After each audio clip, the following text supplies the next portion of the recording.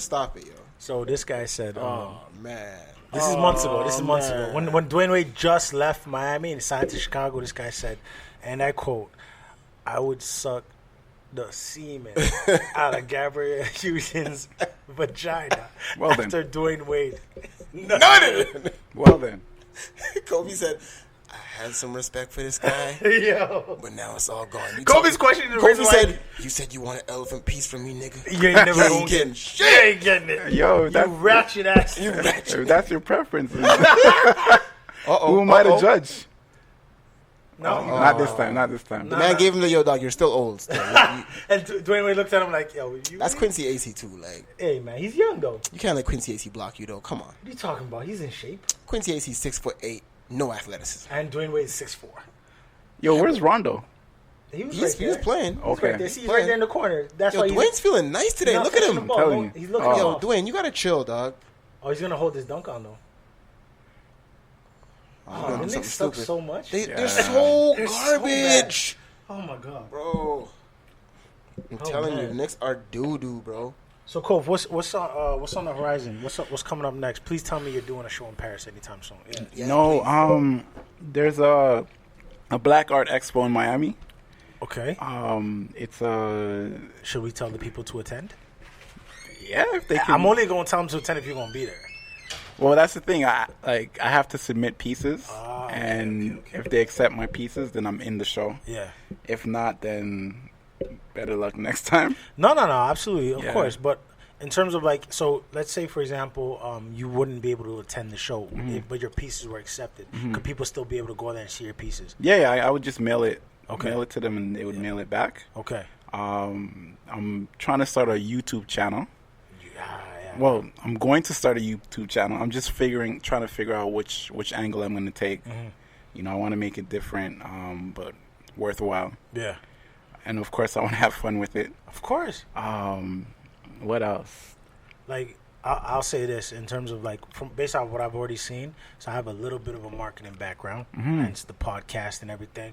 But for me, off the bat, YouTube is a great outlet because art is something that's visual. You know, a podcast, anything audio is not going to benefit you, in my opinion. But I think the YouTube channel would work. Instagram, you're already putting to good use.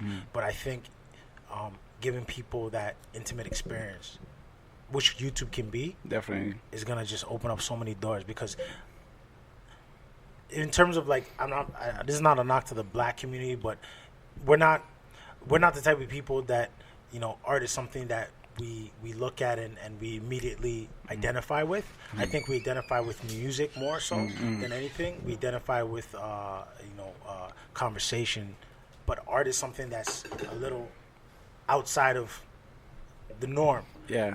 But for me, when I see it all depends on how you were raised and how, you know, your type of upbringing you have. But art is something that I think can open up so many opportunities for different people to express themselves. So giving them that opportunity to go look at YouTube and just be able to just see a piece of artwork being developed in front of their eyes, it would be amazing. Yeah. Well, I'd have to disagree. I used to feel the same way. I just got exposed the last 3 years. Yeah. And I think part of the reason why it appeared that we weren't into art as much is that there weren't many platforms for us to showcase our talents or for us to go and show appreciation to the artists. Yeah. So what you guys are doing with the podcast, having me here, that's a platform for me to be introduced to a whole new audience. On Facebook, there's this crazy group called Black Artists Connected. Yeah. When I got on there, it was 40,000 members. Yeah. Right now, I think they're bucking 200K. All over Instagram, there's a whole bunch of pages dedicated to black artists. Yeah. You have the Black Art Expo happening in different parts of the world. Big. And I'm getting connected to black artists daily on Instagram. I'm discovering a whole bunch, and what I'm doing is I'm connecting with them and just having paint sessions with them and just building. Yeah. So that's kind of my way of trying to add to the community that's already been built. Because, you know, a lot with the Black Lives movement, Black Lives Matter movement. Whoa. Wade. I just seen a man hanging off the rim. This boy. I'm sorry, this old ass man. Fresh legs though. My God. Where? Who did he dunk on? Porzingis is probably thinking to himself like, isn't he injured? Isn't Porzingis injured? No, Porzingis wants to go to Chicago, bro. He's looking at Dwayne Wade like, I need to be with that guy. Y'all got room over there? I'm coming. Damn, man.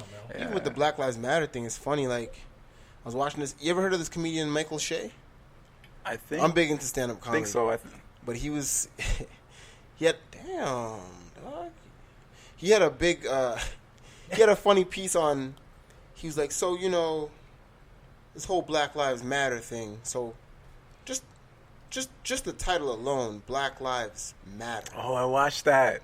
So like, we just fighting to matter, like, not even fighting like for something. Like, we just want to matter, and that's a big deal. And that's a big deal. Yeah.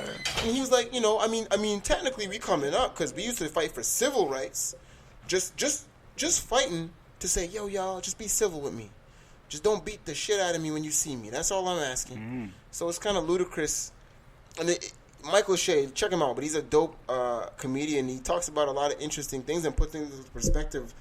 Where even just something as simple as that makes you think like, yeah, that's true. Black Lives Matter.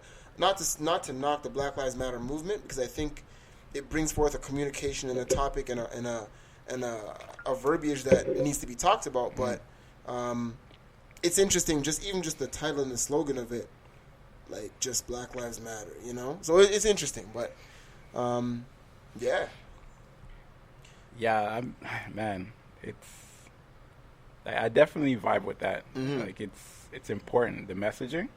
And more so the messaging, I think it's the action behind it. Absolutely. And I really do believe that we need to create for ourselves and we need to support each other. Absolutely. So again, like what you guys are doing definitely adds to that. Yeah.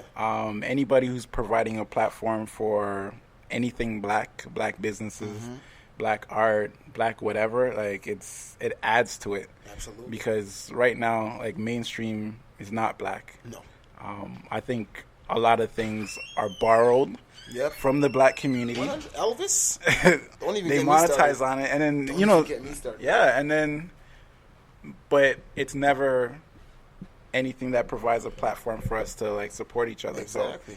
So, rather than wait for other people to do it, right, we're just doing it on our own. Yeah, man, and that's what it has to be. I think, and it's like if we really want change, and if anybody wants change in anything, it starts with you. Like, what are you willing to do to change that? Yeah. What are you willing to do to make things different and to lead by example? Like sometimes people might want to change with you, but they just need a help with the blueprint or help with what to follow or what direction to go in. Not everyone's a natural born leader, right? So it's always important to, if you're that kind of person or you have that passion to lead or to say something or to stand up for something, to do it to your fullest, man.